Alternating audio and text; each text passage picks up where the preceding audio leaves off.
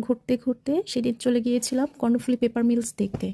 প্রথমে তারা আমাদেরকে ভেতরে প্রবেশ করতে দেয়নি, পরে পারমিশন নিয়ে কোনোভাবে আমরা তাদেরকে ম্যানেজ করেছি।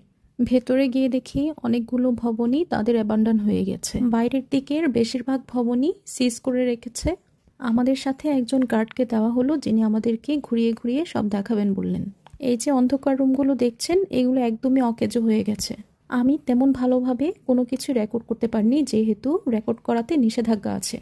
আশেপাশে এখন যে বড় বড় ভবনগুলো দেখছেন, সবগুলোই তারা বন্ধ করে রেখেছে। বাইরে থেকে ঝাপসা দেখছিলাম, অনেক মেশিনারিজ নষ্ট হয়ে সব পড়ে আছে। এখন আমাদেরকে নিয়ে যাওয়া হলো উপরে, যেখানে বড় বড় কাগজ কাটার মেশিন রয়েছে, মন্ড তৈরি করার মেশিন রয়েছে। সাদা যে স্তূপটি দেখতে পাচ্ছেন, এগুলো সবই কাটা কাগজের স্তূপ।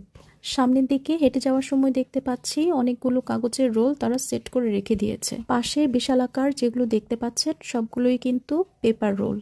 আরও কয়েকটি ভবনে তারা আমাদেরকে নিয়ে গিয়েছিল, কিন্তু আমি সেগুলো রেকর্ড করতে পারিনি। শুনেছিলাম অতি শীঘ্রই তারা এটা আবার চালু করবে। আজ এই পর্যন্তই। ধন্যবাদ সবাইকে।